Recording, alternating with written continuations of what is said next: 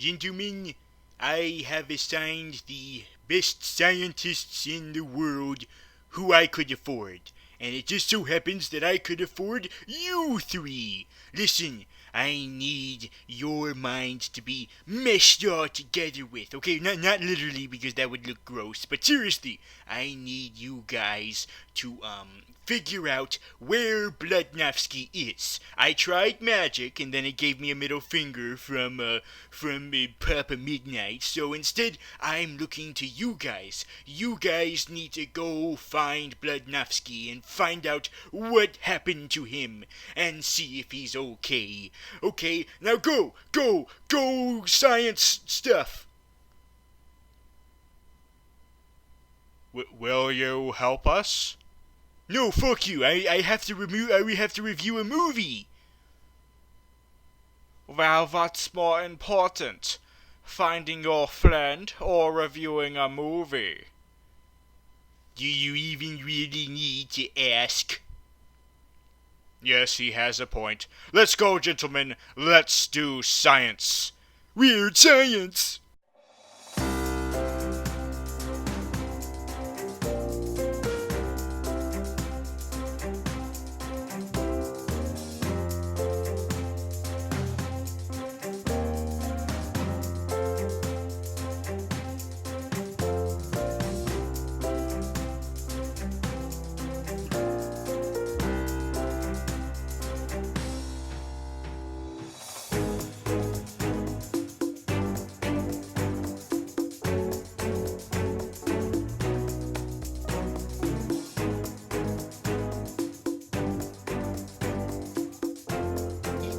Hello everyone, and welcome to another episode of Gravitalk. I am more confident this episode than I have in the last couple because I'm trusting science to bring back Bludnovsky. Good old-fashioned science.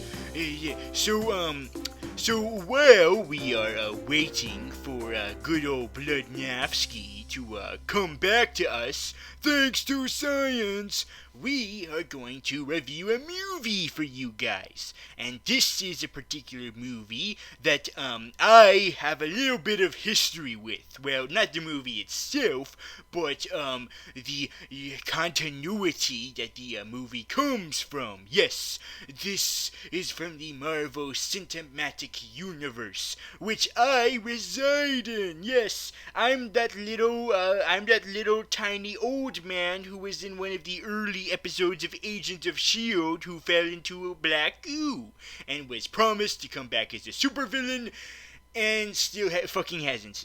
I'm still in there apparently, and now there's this Scottish chick who has also been trapped in a vat of goo, but this is probably a different goo from my goo, so I guess she's the one who's gonna get all the goo attention instead of me.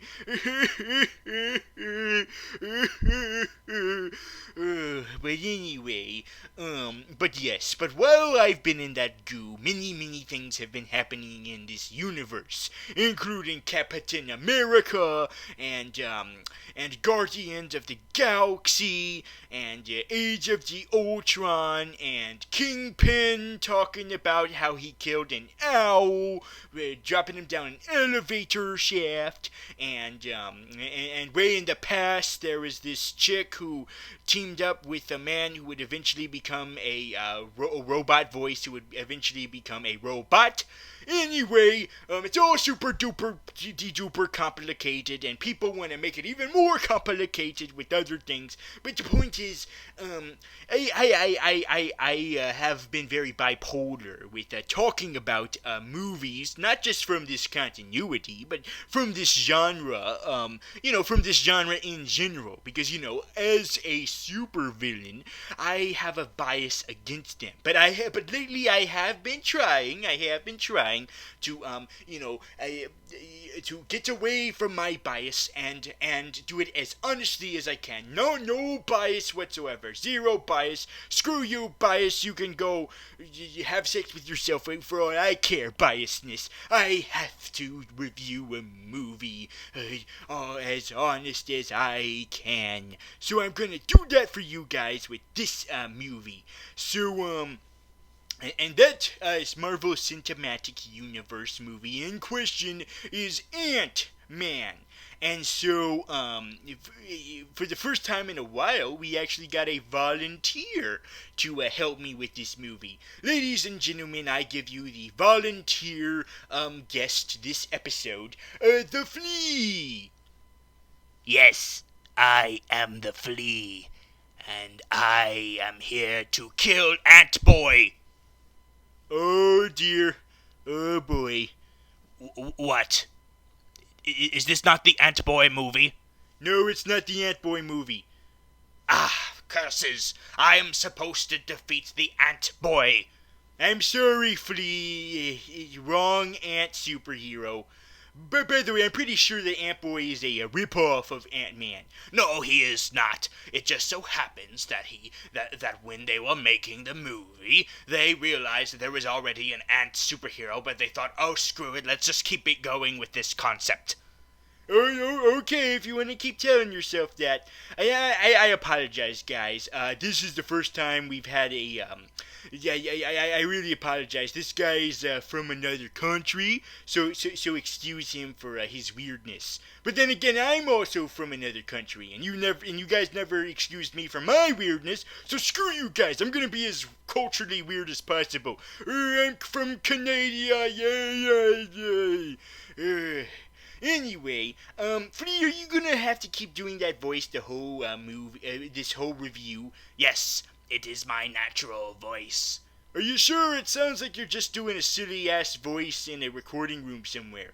Well, excuse me, I am a dubbed character. Oh, that's why that's why the words that are coming out of your mouth don't match the shapes of your mouth. Anyway, So sorry about the confusion there, Flea, but this is not Ant-Boy. No, this is a professional movie made by an actual studio and not just by a group of Swedish people and decided to put it on Netflix. No, this is Ant-Man, not Ant-Boy, Ant-Man. Hopefully you'll be able to review the movie anyway. No, I did not see this. Oh shit. Oh boy. Why not? Because I thought we were reviewing Ant Boy. Why the fuck would I review Ant Boy? First of all, that movie has been out for like 2 years, and I only review movies that just came out. That's how I roll, yo. And second of all, I don't think it even came out in American theaters. Ah, maybe it was like a Fathom event or something. Nope, no one gave a fuck about it. Ah, fine. Then I'll just sit here in my corner while you just meander for the next 2 or 3 hours about Ant-Man when it should be Ant-Boy. Well, fine, I will. You fucking badass. So anyway, let's review the movie, everybody. Let's review Ant-Man. Now, what were your initial thoughts, Flea? I told you I didn't see it. Oh, that's right. Okay, my initial thoughts. Well, ever since the movie was confirmed to be happening, way back, in fact, all the way back to when the Marvel Cinematic Universe was even starting with the Iron Man and the Incredible Hulk. But back then is when the Ant-Man movie began production. Then why did it take them so fucking long? Oh yeah, you're right. It's like been almost a decade now since that happened.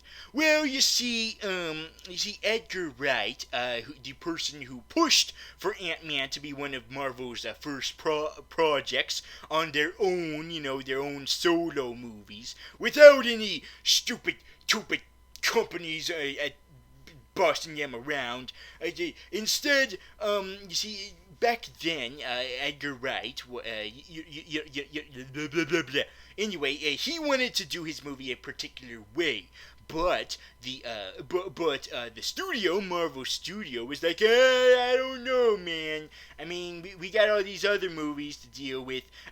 We'll see, man. We'll see. So they kept, dealing with it, trying to do negotiations with how to do this Ant-Man picture, and finally it came off the ground a couple years ago, I think 2013, and so it finally was going to be made. It was finally going to happen. Edgar Wright was finally going to make his Ant-Man picture, and then he screwed off. He left. As I walked through the valley of the shadow of doubt, he left, goddammit. And so he was replaced by the Yes Man guy. Yes, the Yes Man guy. Instead, he directed the Ant-Man movie. And a lot of people who were already, even before Edgar Wright had to get replaced by a far-apart director, even before that, everyone was dogging on this movie, saying, oh, it's too stupid of a concept, the Ant-Man, we hate it, they're running out of ideas. First of all, Ant-Man was made in 1950-fucking-3, okay? Well, okay, not 1950-fucking-3, 1960-fucking-3. Sorry about that. But still, 1963. That was probably before all you motherfuckers who were dogging on Ant-Man were even born. So he's older than you. You gotta respect your fucking elders. So yes, Ant-Man has been around for a long-ass time. He's even been around longer than Spider-Man. I mean, granted it was a couple of months, but still, longer than Spider-Man. So don't give me all this, oh, he's a rip-off of Spider-Man. Oh, they're using him because they don't have Spider-Man. Well, yeah, well, guess what? Fuck you. They are gonna use Spider-Man, but they're using Ant-Man anyway. Because Ant-Man is fucking awesome, I think. Didn't he hit his wife? Yeah, where does everyone always fixate on that? That just happened once, and also it's a fictional character, shut up. So anyway, not that I'm condoning that kind of behavior. Listen, all you men out there, don't you dare hurt your women or hurt people who are women for no reason. Okay, all right. Okay, good. And so, and the same thing to all the women about men, and the women about women, and men to men, and animals to animals. Don't you dare hit an animal, you animal. So anyway, what the hell was I talking about? Ah, yes. Anyway, however, when we were getting development on this movie, we got some more development that instead of going with the traditional Hank Pym character, it was going to be the second Ant-Man from the comic books, Scott Lang. Ah, and that is why people continued their doubt. Yes, they thought, hey, now hold on a freaking minute. Why are you starting with Scott Lang? And my rebuttal to that is, well, why don't people ever start with that guy who was retconned to be gay instead of Hal Jordan for Green Lantern? Or why don't people start with Jake Garrick instead of Barry Allen for the Flash? So why are you giving beef on Ant-Man just because they wanted to use someone else? And I believe that the reason why they went with Scott Lang being our main Ant-Man instead of Hank Pym was because they've already done the genius superhero. They've already done the guy who invents shit and then uses the shit to do good. All right, they've done that with Iron Man. They've done that with Hulk. So they needed something new. So if they were going to do Ant-Man, they would risk repeating the same exact thing over again. Oh, here's a genius who makes a suit and he's going to use it to blow up shit and save people and save shit. But instead they realized, wait a minute, there's another Ant-Man in the comic books who is not a genius, who just makes the suit and then does stuff. There is one who will be a chance for us to explore a new theme in the Marvel Cinematic Universe, something that has not been done yet in this continuity, and that is a former criminal turned into a superhero. That's not been done yet. That hasn't been done yet. I mean, some could argue that Tony Stark is kind of a criminal with what he's doing, but he's a legal criminal. This is a full-on actual petty theft person. He's the criminal. So, yes, so that means there is actually something that has not been done yet. So they did it with this movie, goddammit, and that's why I respect them for that choice, to do something different. And did it pay off? Well, let's find out by breaking down the movie. Let's see if we can break it down piece by piece and analyze the plot. Well, I didn't see it, so I'll just be over here thinking about how I can make my voice even more menacing. No, wait. No, wait.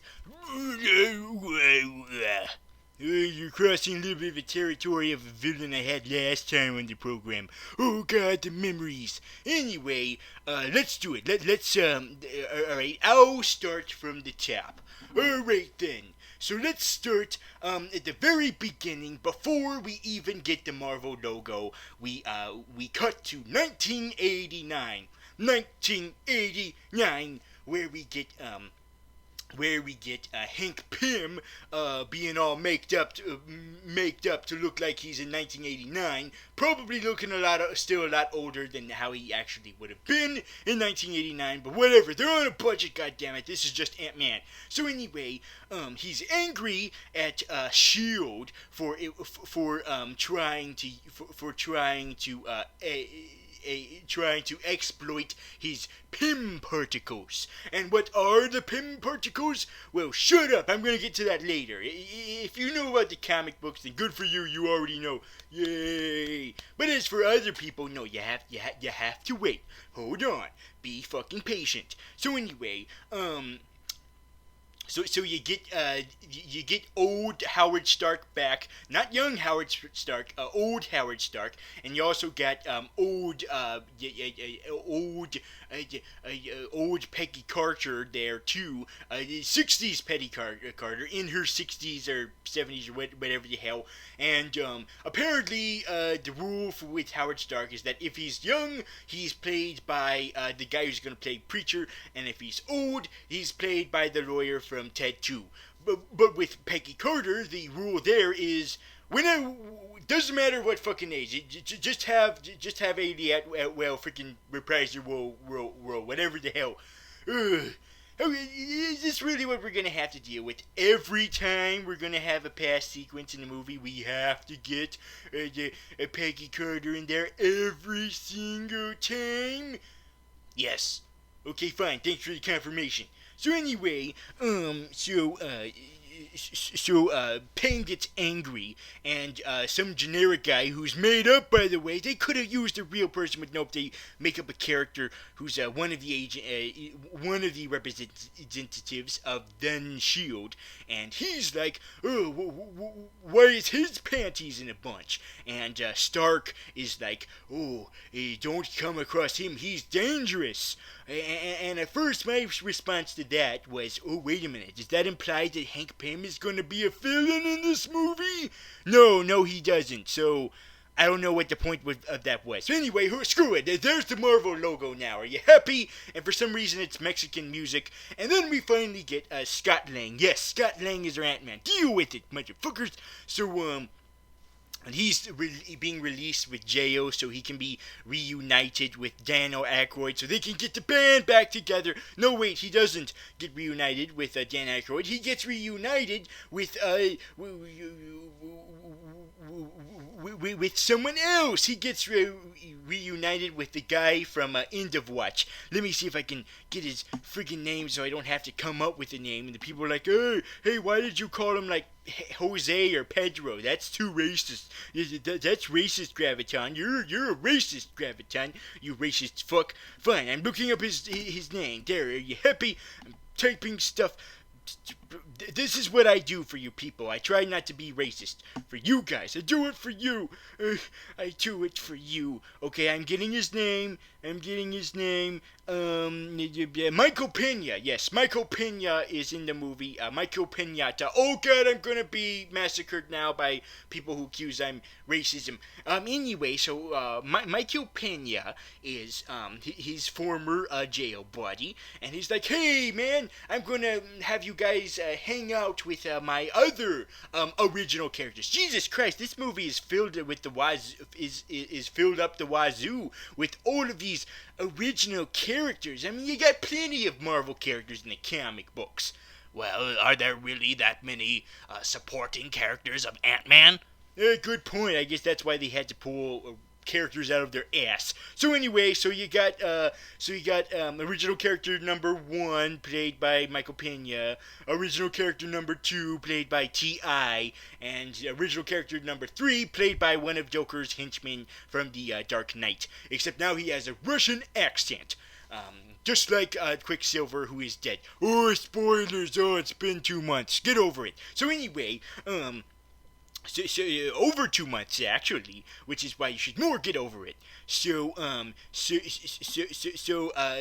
Scott Lang, after being a criminal, wants to turn over a new leaf. So he works at Baskin Robbins, where we get another stupid original character with.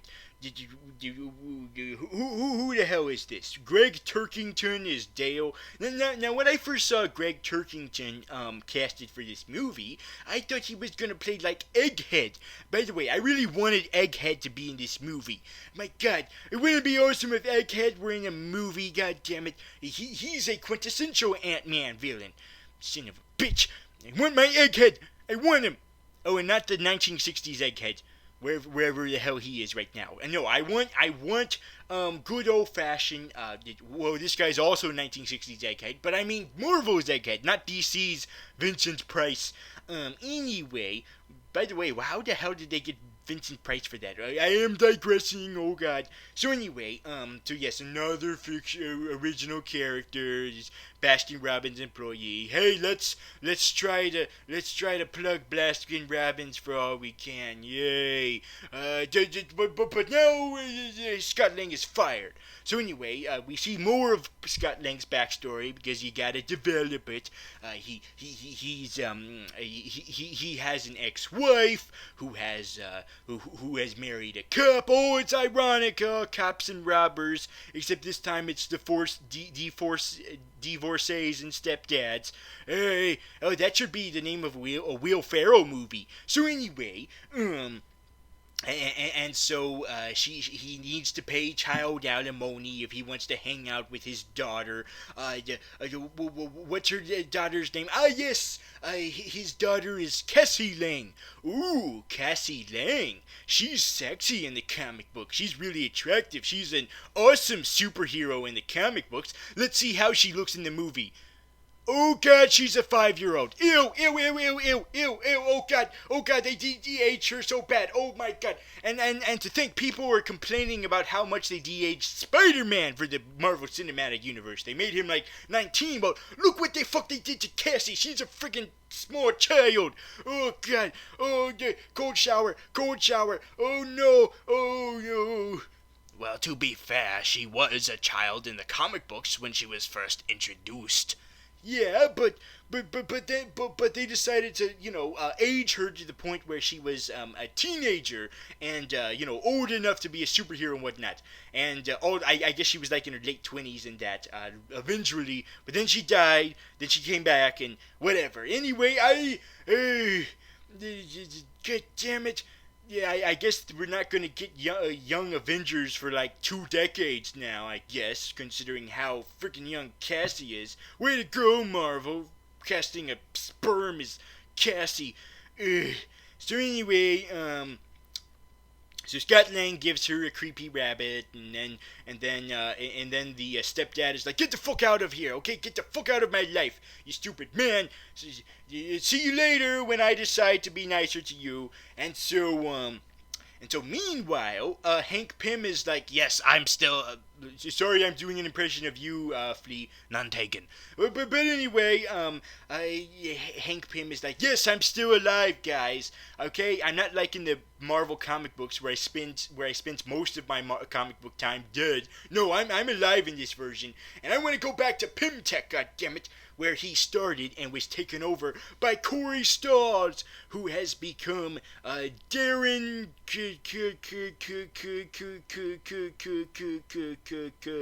Cross. Darren Cross, who, by the way, is a cousin of another supervillain, Crossfire. And do we see Crossfire? No, we don't. God damn it, missed opportunity there. So anyway, yes, Darren Cross is our villain of this movie. Very nice to see us being represented. Represent, yo, represent. So anyway, and he used to be the protege of Hank Pym and took over the company from him, and it's like, hey guys, hey former Shield representative who was in the movie earlier, you're back now and you want the Pym particles again. Don't worry, guys, I'm gonna explain. Jesus Christ, hold on. Anyway, it turns out that in the 1960s and probably 70s and 80s, there was a myth, a legend, called the Ant-Man that would, this microscopic person who would knock people, war people out. And so, nobody knows that it was really Hank Pym. Oh, even though it's friggin' obvious. Anyway, but apparently, Hank Pym never even told Darren Cross. So Darren Cross is like, fine, I'll make my own Ant-Man with blackjacks and hookers. And he's not gonna be an Ant-Man. He's gonna be a Bee-Man. But that's friggin' stupid. So instead, I'm gonna call him the Green Bee. No, wait, I'm gonna call him the Yellow Jacket. Yes, Yellow Jacket, which is from the comic books.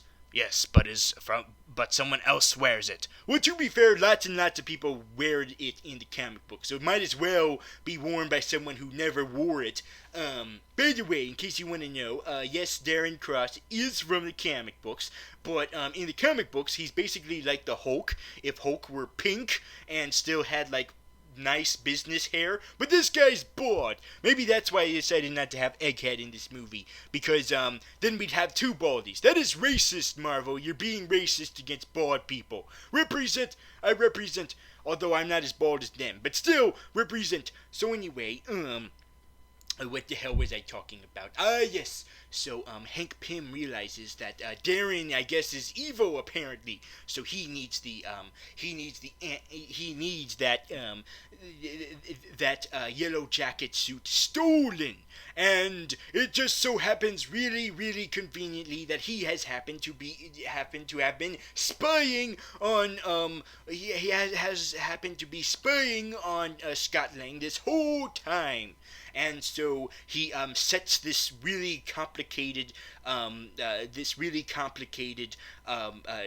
domino effect where someone told someone who told someone who told someone who told someone who told someone who told someone to Michael Pena, who told Scott Lang about the safe this old man has in their creepy ass home. So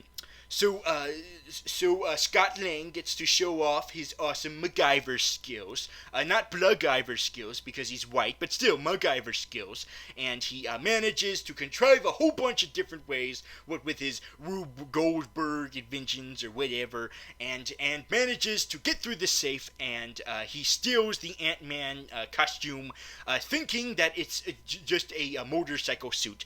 Why the fuck would a motorcycle suit look like that? I don't know, but anyway, so he goes home, and he tries it on. I don't know why he tries it on, but he does, and then he gets really tiny. Oh god, yes, finally, they're using the whole overall premise of the movie, and a lot of people were saying, oh, it's stupid, oh, Honey, I Shrunk the Kids did this, oh, well, first of all, smack yourself in the face, because Honey, I Shrunk the Kids was like 20 years after Ant-Man was in the comic books, you dumbasses. And so But yes, this movie decides to do it in a different way because they've got CGI on their hands, to their advantage. So they use it with for all it's worth, showing exactly what it would be like if someone was the size of an ant and how how he would react to that and all of the complications, like being stomped on or falling or things being freaking big and giant ass rats and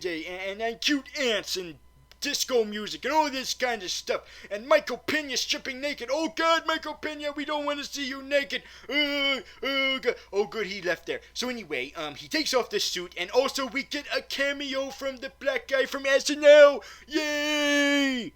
Why is that such a big deal? Because I forget his name, but anyway, because the black guy from SNL, the first African American who was on SNL, sorry I can't remember your name, I'm just gonna say first black guy from SNL, he played Ant-Man in an SNL skit. Yes, he was he portrayed Ant-Man in an SNL skit that was about a superhero party, and you had Dan Aykroyd as the Flash, and you had Bill Murray as Superman, and you had John Belushi as Hulk. And guess what? They decided to bring back that black guy. I still forget his name. I think it's Morton, or I don't know. He's currently on Two Broke Girls. Anyway, they decided to bring him for this movie so he can cameo. Yay! And he's like, what the fuck is on top of my taxi? He's some kind of stupid man. So yes, it's so awesome that they decided to put him in the movie. So great. You don't see Dan Aykroyd on The Flash show. You don't see Bill Murray in Man of Steel. You don't see John Belushi in An Incredible Hulk because he's dead. Whoops. Sorry. I didn't realize how dark that was going to get. But anyway, the point is, yes, he gets to represent. Yes, awesome. Thank you. If only I could remember your name, first black guy from SNL. Anyway, enough of the first black guy in SNL. He's great. He's awesome. I love you.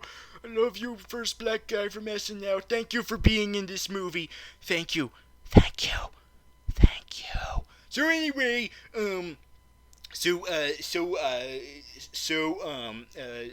Scott Lang decides to unsteal the Ant-Man suit and, break back into the house and put it back where he found it. And ironically, that's when he gets arrested, and the disapproving stepdad gets to be more disapproving, like, no, you a bad man. And then Scott Lang secretly tells him the ants, saying, okay, you can take the red pill or you can take the blue pill, or just put on the suit and shrink. So anyway, he's given the suit from a bunch of ants that are freaking smart, that do whatever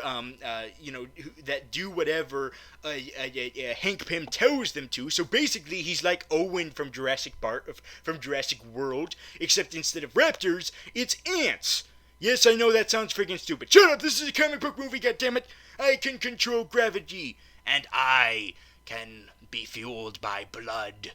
You're kind of cooler, I must admit that. Thank you. So anyway, so he shrinks, and he gets on top of a little flying ant with a saddle. By the way, a lot of people are like, oh, there's no such thing as flying ants. Fuck you, read a goddamn book. They exist. So yeah, take that, you doubters. Anyway, so he gets on one that has a saddle. Oh, it's so cute. He's got a little saddle, and the other ants got like little cameras on them. They're wearing little ant clothes. Oh, it's so adorable. So anyway, so they freaking fly away. They fly away, but then Scott Lang gets all woozy and he's about to throw up and he faints, and then he wakes up and there's Evangeline Lilly in front of him. Wait a minute, you never mentioned Evangeline Lilly before. Oh yeah, I forgot about her. Whoops, whoopsie doopty doo, I forgot about her. Well, to be fair, they kind of really haven't given her much of a character so far. All they've really done is like say, oh well, she hates her father, Hank Pym, so she takes on her mother's name, Hope Van Dyne. Is she even from the comic books? No, okay, even though I've been complaining about, like, original character after original character, to be fair, Hope Pym actually is from the comic books. They actually had to dig deep into the lore to get her. She's from the MC2 universe. MC2-universe. She's from that, an alternate dimension where Hank Pym and Janet Van Dyne had a daughter who is freaking evil. So does this mean that she's gonna be evil? No, another missed opportunity. God damn it! Well, to be fair, she could be evil later. Yeah, or maybe she's just this movie's replacement for Wasp. I'll get more on that in a second. Not, wink, wink. So anyway, so moving on, so Hank Pym wakes, not Hank Pym, Scott Lang wakes up and he has to deal with these African bullet ants or whatever the hell, and naturally, Evangeline Lilly is freaking pissed. Hope Van Dyne is freaking pissed because she wants to put on the Ant-Man costume. She's like, no, I want to be Ant-Man, Ant-Woman, because I believe that I am more trained, okay? I trained myself. I know how to use the Pym particles. By the way, we finally get an explanation for Pym particles. Are you happy? It lets people shrink and then it lets people get big, okay? There. God damn it. So anyway, Hank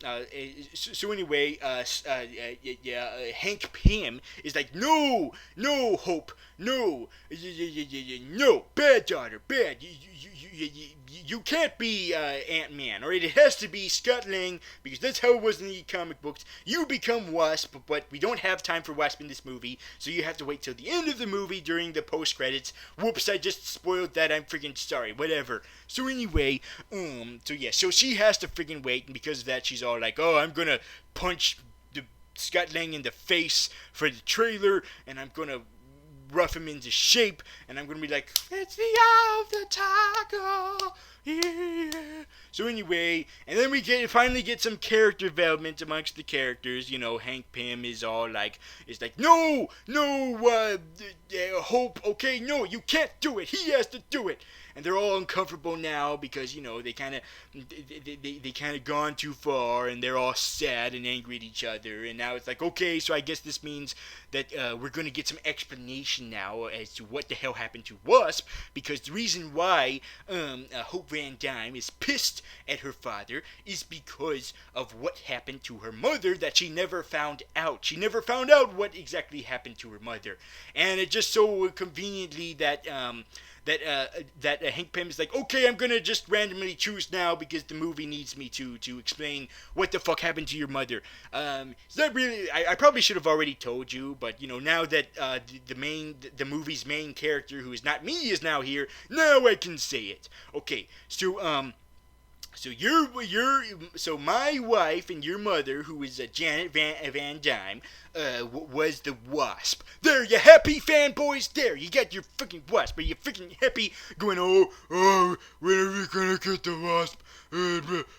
Well, there she freaking is. And we get a flashback to when she was the Wasp, and we finally get to see what she looks like, and she looks like a female version of Ant-Man. Yes, except with boobs. Yeah, that's basically what's going on here. It's like another Ant-Man, but with boobs and wings. I mean, I appreciate the wings. They're freaking cool, but you could have made her a little bit more like the Wasp. You know, try to give it her own. You know, were you that limited on time? Were you like, no, we don't have enough time to do an original costume. We just had to make a copy and paste a carbon copy of the Ant-Man suit we already have, and so here's the female Ant-Man suit, and it has wings, and we're gonna call it Wasp, even though it's more like Ant-Woman. So anyway, yes, so she's Wasp, even though she at least make it yellow instead of red. Freaking. Well, to be fair, Well, why do you have to keep saying that? I don't know why. To be fair, the original suit was red. Yes, but making it yellow would have at least differentiated it from the freaking Ant-Man suit. God damn it. So anyway, she explodes. There, that's the reason why she's not in the movie. She's dead. She's dead, Jim. She's dead. She's dead. By the way, I haven't been keeping track with the deaths in this movie. Who else have died? Well, people who have pissed off, people who have pissed off Darren Cross have also died. How do you know that if you didn't see the movie? Oh, sorry I said that. Shut up. I need to continue practicing on my evil voice. Yeah, you go do that. Yes, there have been people that have been pissed off by Darren Cross. So he shrinks them, experimentally shrinks them, but they turn into like little fleshy blobs. And he's like, oh god damn it, I'm gonna have to throw this down the toilet like shit. Bye. And one of them is Shaun the Sheep. Oh no, not Shaun the Sheep. It's Shaun the Sheep. It's Shaun the Sheep. He's gonna get destroyed by Darren Cross. Shaun the Sheep. It's Shaun the Sheep. No, don't kill Shaun the Sheep. Don't shrink him, Darren Cross, you fucking asshole. How could you do that? You know, normally I am supportive of supervillains doing their supervillainy things, but if you're gonna friggin' hurt Shaun the Sheep, that is where I draw the line. No one harms Shaun the Sheep. And what's worse is that when he finally does successfully shrink Shaun the Sheep and makes him all small and not hurt, he hurts him anyway. He's like, flick, and Shaun the Sheep is like, yeah, and I'm like, no, don't hurt little Shaun the Sheep. What the fuck has Shaun the Sheep done to you? He's about to get a movie in August. Wait, was it because you're afraid of the competition? You hack, you son of a bitch, you bald son of a bald bitch. So anyway,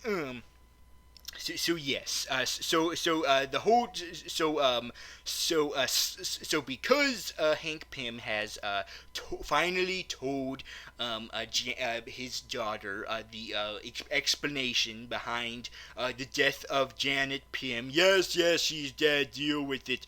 We have Hope instead. I guess Hope is supposed to be our equivalent to her. So anyway, now that we've been told this, now they get along and they're a family again. And Paul Rudd, Scott Lang is like, okay, cool, I'm gonna add some comic relief in this and be awkward. Yay, awkwardness. Now let's make it even more awkward by bringing the three wombats back in. T.I., Michael Pena, and Joker's henchman from Dark Knight, who is Russian now.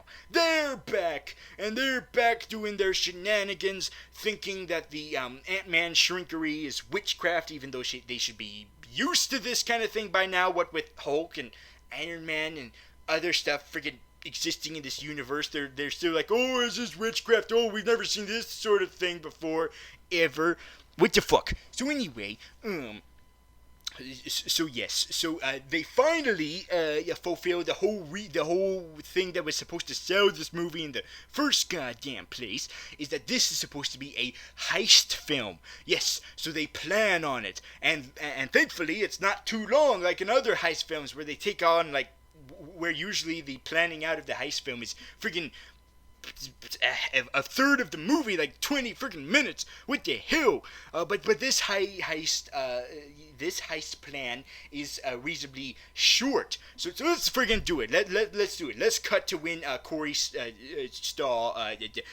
Why do I keep only remembering the actors' names? Darren Cross is holding his party, and he's inviting back the Hydra guy, who we don't find out until near the end of the movie that he's from Hydra, but they don't make a friggin' big deal about it. Oh, by the way, that guy worked for Hydra, and we're not going to acknowledge it ever again. What the hell? So the plan is set.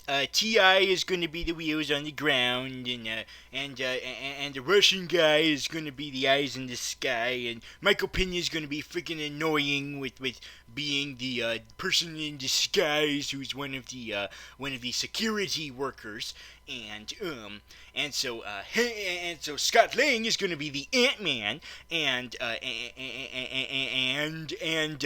Hope Van Dyne is going to be just herself, because she gets to, she already has access because she works with Corey Stahl. By the way, I don't know why she tried to freaking sabotage it, but I guess she doesn't have a full clearance. But anyway, a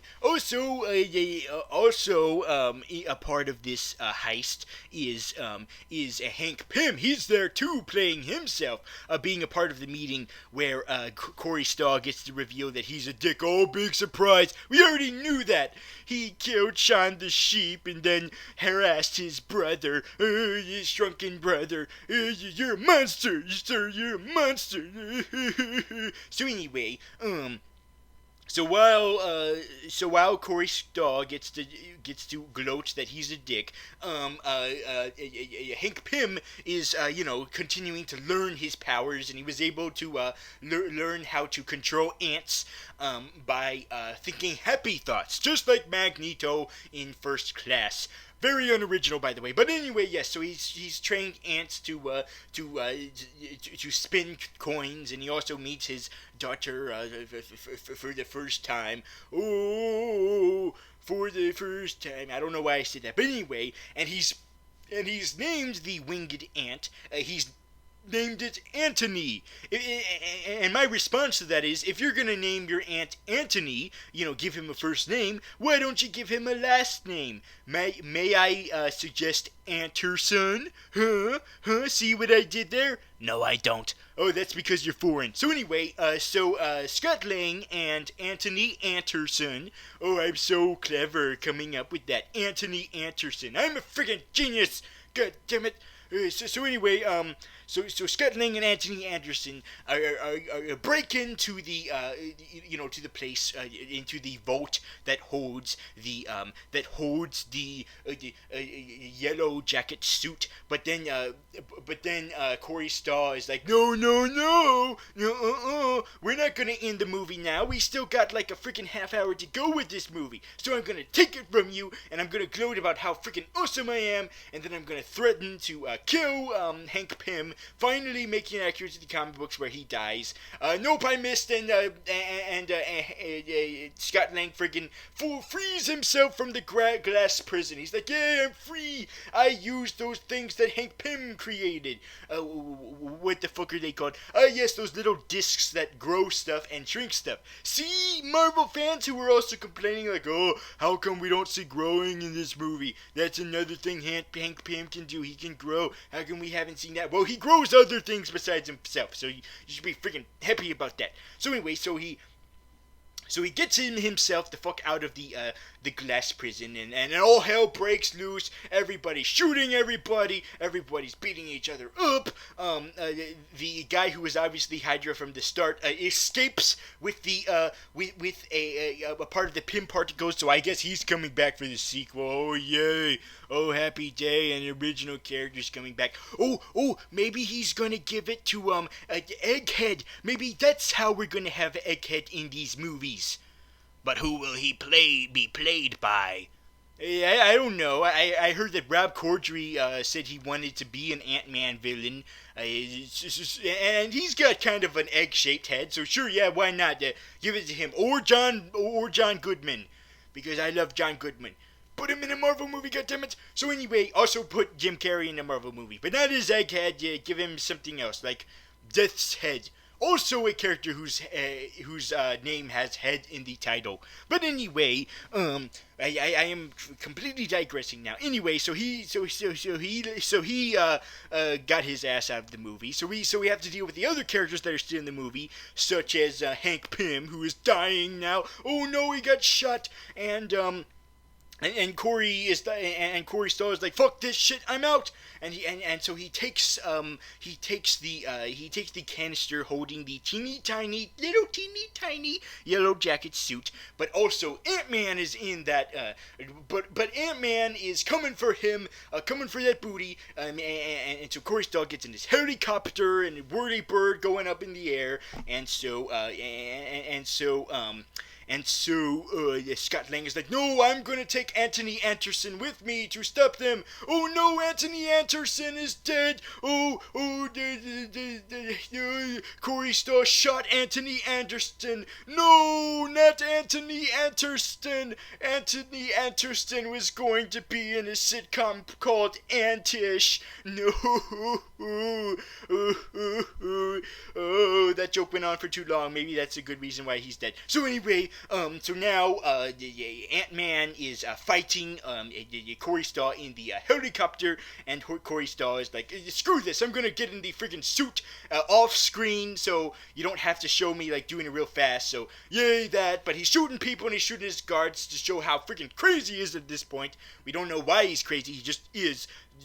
Screw that. Screw character development. Anyway, he's evil for the sake of being evil, I guess. And I heard the actor was actually proud of that. Yeah, he's evil and he knows it.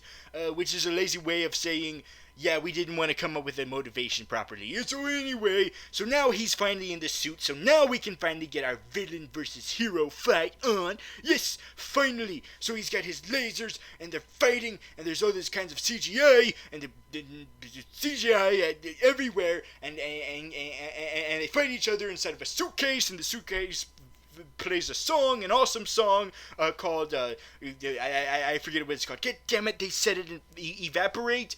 Exterminate. God damn it. So anyway, so then they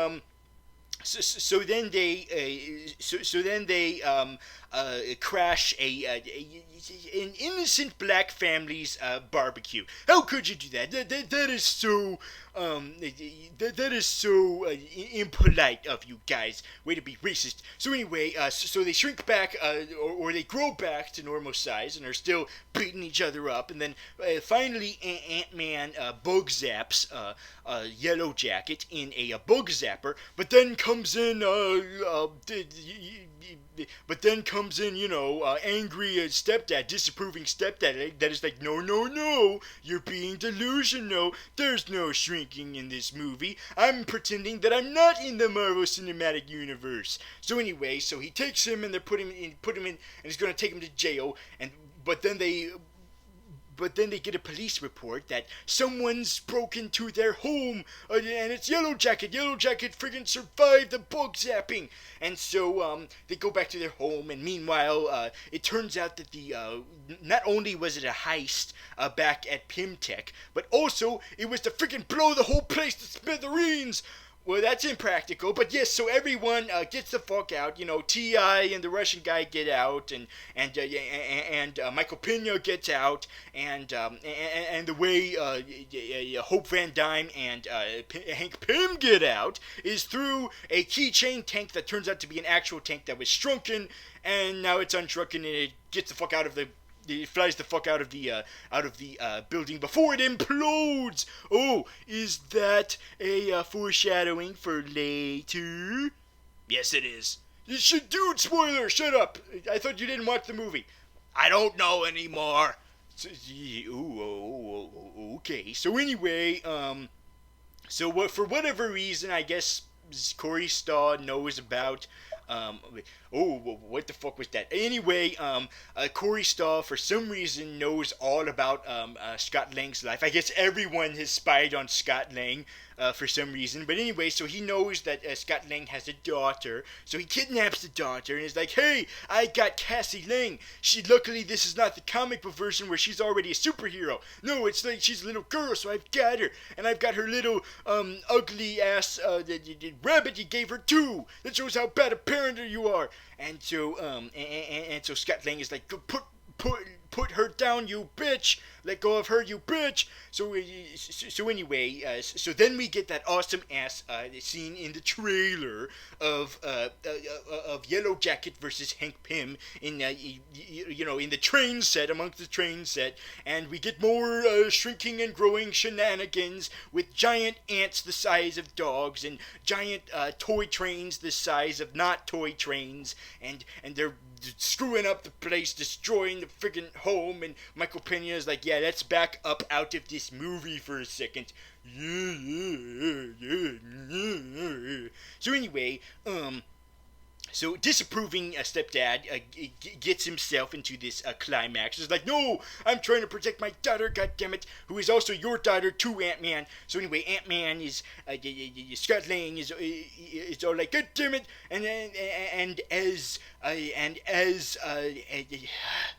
and then it comes the point where Yellow Jacket is about to evaporate the stepdad and stepdaughter. And it's like, I'm gonna kill you for some reason. And then Scott Lang is like, I'm gonna have to do that thing that Hank Pym had kept telling me not to do throughout this movie, just like in Fantastic Four, the movie, where they kept telling Johnny Storm not to do something. The same thing here, that I must not go into a subatomic level like how Janet Van Dyne did. She went into a subatomic universe. I'm supposed to not do it either, because if I shrink too much, it defies all reality and whatnot, or some kind of mumbo-jumbo scientific bullshit. So anyway, so he does it. He shrinks all the way, and he destroys the core of the Yellow Jacket suit, I guess. And so Yellow Jacket implodes. You know, usually I'm sad when a supervillain died, but I'm not sad for Yellow Jacket because he's a sheep serial killer. He's a sheep serial killer. So yeah, the sheep serial killer is dead. He imploded. But wait a minute, Hank Pym Scott Lang keeps getting smaller and smaller. He's going down all the way. He's going down for real. And so he's getting down to the molecules, and then he's getting down to the atoms, and then he gets down even further, all the way to those little roly-poly things that are known for being the smallest organisms ever. He even goes down further than that, all the point to where reality bends around him, and he goes into this kaleidoscope that he becomes a part of, an Ant-Man kaleidoscope. And then he's really, really tiny in space. I guess he's in the subatomic universe, a microverse from the comic books, except there's nothing freaking here. So how is he gonna contrive a way to come back? Oh, that's right, those discs that make him grow. Okay, so he's gonna take it and he's gonna put it in his belt, and then he's gonna grow. There, he's back. He's freaking back. He's back with Cassie and in the house, and the house is freaking destroyed, and someone's like, that giant bug looks like a dog. Anyway, that dog looks like a giant bug. Whatever, the movie's over, done, it's great, it's done, it's over with. Wait a minute, there's still the epilogue. God damn it, the epilogue. So yes, so Hank Pym is like, wait a minute, you got back from the subatomic universe, so that means my wife could come back too? Yay! Well, but how would that even be possible?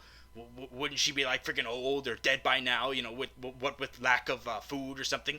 Well, Hank Pym did say that time doesn't apply in the microverse. So does that mean that if Janet Pym ever does come back in the Marvel Cinematic Universe, could that mean that she's going to be the same age as when she shrank down to that universe? Could that mean we get like a reverse version of the relationship we're getting currently with Captain America, where he's young, where he's still young, but his ex-girlfriend is like freaking decades older than him, is like 90 now because he was in stasis for a long time? Is that going to be the same exact thing now with Hank Pym and Janet? Like now Hank Pym's going to be the one who's freaking old, and Janet's the one who never aged and was lost in time and stuff? Who the hell knows? I probably just came up with the sequel for them. Way to go not paying me, guys, for writing the sequel for you. By the way, has the sequel been confirmed yet? I don't know. Why don't you look it up? Okay, I am. Let me see here. The sequel. Let's see what we're talking about, sequel. Okay, here we go. If we were lucky enough to be able to do a sequel or even a prequel, I'd be way into it. I've really fallen in love with these characters. This is Peyton Reed by saying it, the director.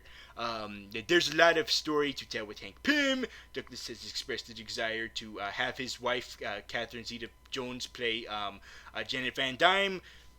Wait a minute. Michael Douglas is married to Catherine Zeta-Jones? What the fuck? Don't do that. Yeah, I agree. Don't do that. I mean, I'm sure she's hot, but don't do it just because she's your wife. You have to choose the right actress. You can't be all choosing your wife all willy-nilly or something. So anyway, where the hell was I? Ah, yes. So, back to the movie. So, yes. So more epilogue with the family. Screw the family. I don't give a fuck about the family. Oh, by the way, the giant ant is being treated like a dog now, and they're like, "Yeah, Hank Pym, you're cool now. We're not gonna put you in jail, even though we should technically by the law. But screw it. This is a movie. Yeah, you're free or something." And so, finally, Scott Lang meets up with Michael Pena, who is like, "Hey, I'm gonna do another one of those he shed, she shed, where someone told me, who was told by someone else, who was told by Stan Lee, Stan Lee cameo, who was told by another guy, who was told by this guy, who was told by this lady, who was told by an Avenger." Wait a minute, there was an Avenger in this movie? Yes, I forgot to mention that earlier in the movie, they had to get something that belonged to Stark, but Stark put it in the Avengers facility, Avengers headquarters, and there was Falcon. Oh yay, Falcon is in the movie! I friggin' forgot completely. Maybe that means he's forgetful, but forgettable in the movie. But yes, Falcon is in the movie. He's like, "Yeah, I'm in the movie, yo. I finally getting them. I'm probably only here because I wasn't in Avengers Age of Ultron so much. So maybe I was doing this while the Ultron climax is happening." No, they referenced that later. Earlier. Oh, right. Wait a minute. I thought you didn't watch the movie. Shut up. So anyway, yes. Falcon appeared earlier to remind us that, yeah, this is in the cinematic universe. Yay. Hey, it's me, Falcon. I'm going to tell Cap not to say anything. So anyway, yes, Falcon shows up again and is like, "Hey, I need to talk to Pym for something." And so, not Pym, Scott Lang. And so Scott Lang is like, "What did he say?" And Michael Pena is like, "End credits. Yay, ending credits. Yay. So that's the movie, everybody. That's Ant-Man. Woo! Oh, a lot of story to cram all in there, and there's still more shit to put in there. Yes, like how there's a mid-credit scene. Yes, there's the obligatory mid-credit scene where they're all like, okay, you stupid fanboys, fine, we're gonna give the baby the bottle, and here you go. There's the modern Wasp suit. There, you were right. Hope Van Dyne is gonna be our new Wasp, and so everyone's like, "Yes, finally!" And the Wasp suit looks freaking cool. It looks awesome. Now we finally get to see Hope inside of the suit. Come on, Hope, put on the suit. And she's smiling, and we're like, "Okay, it's great that you're agreeing with this, but put on the suit then, so we can finally get our Wasp." And cut to rolling credits. God damn it, you were so close. Why didn't you put on the suit? Maybe she'll put on the suit for Civil War. Yes, Captain America Civil War, the next Marvel Cinematic Universe movie. Wait a minute, is it confirmed that her actress is in that movie? I don't know, let me check. No, it doesn't say. Oh, maybe we need some time. Maybe they didn't want to reveal she was in the movie until after this film came out. Does it say it now? Okay, let me check again. Nope, still not. God damn it. Check again later. So anyway, yes. So that's Ant-Man, everybody. Oh, that's right. There's another after credit scene after the after credit scene. God damn it.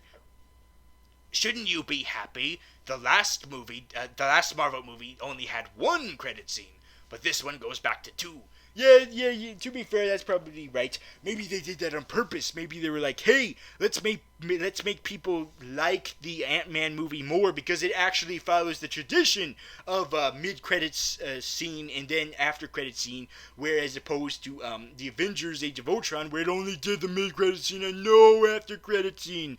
So anyway, so we get a scene where Falcon has another cameo, because he's like, no, I want more cameos in Ant-Man. God damn it, I wasn't in Age of Ultron enough, so this is how we're making up for that. So I'm in Ant-Man as much as possible. And so he's like, oh hey Cap, God damn it Cap, why are you here too, trying to hog my cameo Ant-Man spotlight? And Cap is like, hey, we need to set up for Civil War. So they finally uncover the last time we saw them. What the last time we saw them was in Age of Ultron, but anyway, the last time after that, which was they were searching for the Winter Soldier, and they found the Winter Soldier, but the Winter Soldier has done something awful. Oh no, what has he done? And Cap is like, we have no time to explain. Let's just cut the scene off here. And Falcon is like, okay, but first let's imply that Ant-Man will be in this. Ant-Man will return. There you go. There's the whole movie. God damn it, are you happy now? You happy? I can't help but notice that you might not be happy with this movie. Well, it's kind of hard. You see, at first I really liked this movie, but then when I started explaining it, I was like, wait a minute, there's flaws here.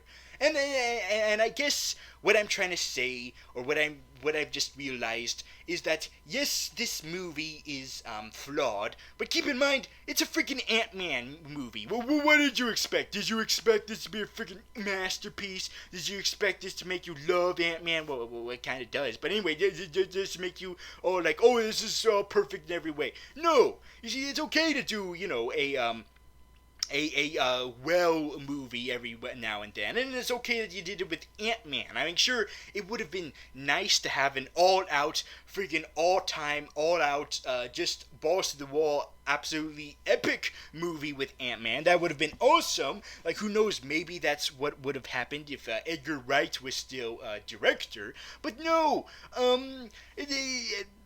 but it's okay because let's remind the people that, guess what? This is Ant-Man. Is it at the end of the world that his movie is just okay? No, it's not, because it's Ant-Man. He's always been okay.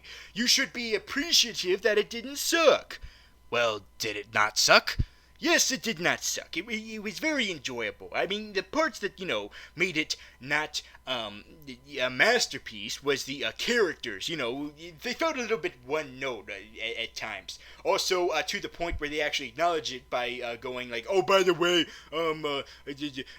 Scott and Hope are dating now and stuff. But at least they acknowledged how out of the blue it was. Like, yep, it's out of the blue, screw it. Screw you, Hank Pym, we're together or something.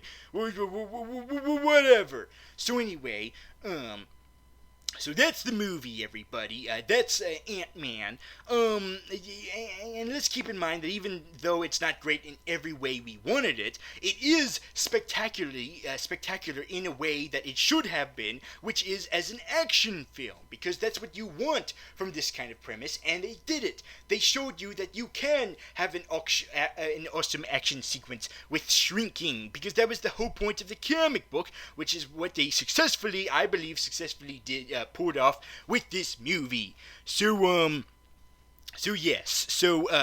let's rate the film, shall we? You didn't see the film, so you don't get to rate it. Curses. Although you've been implying that you have seen the film, so have you or have you not? Maybe I have, maybe I haven't. Maybe I should save that for the sequel to Ant-Man. Okay, fine. Or maybe the sequel to Ant-Boy, since that's already out. No, screw that. You have to wait till the sequel of Ant-Man to tell me whether or not you saw the first Ant-Man movie. Okay, fine. I don't know why I'm even making you make that promise. You're the one who gave yourself that promise. But anyway, screw it. I'm just going to tell you guys what I thought. Now, should the viewers at home either watch this movie or be shrunken into a little gibbly gobbly goo and then punched in the face by Hope Van Dyne? Well, I think that... Wait a minute, you didn't see the movie. Well, if I did, I would shrink into the gobbledygoo, because from the description of it, it wasn't good enough for my attention.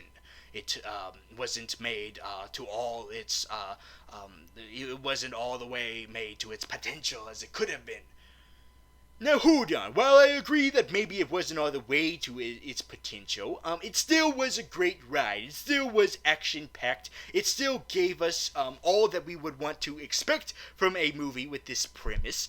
And at least from the storytelling perspective, the characters is just what it lacked on. So for me, I think you should watch the movie instead of being shrunken into gobbledygoo and then punched in the goo face by Hope Van Dyne. So anyway, yes, that's the movie, everybody. Let's hope that Catherine Zeta-Jones does not play Janet, because why the hell would that happen? Anyway, so that's the movie, everybody. I'll see you guys next time when I review a movie where Tom Cruise almost kills himself, but does not, because we need Tom Cruise to be in more action movies. God damn it! I'll see you next time.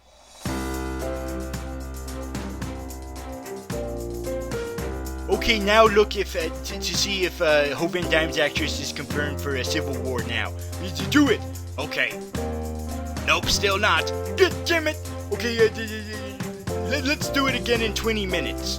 Fine. And then I'm leaving to get more blood. Where are you gonna get the blood from? From Sean the sheep. You monster!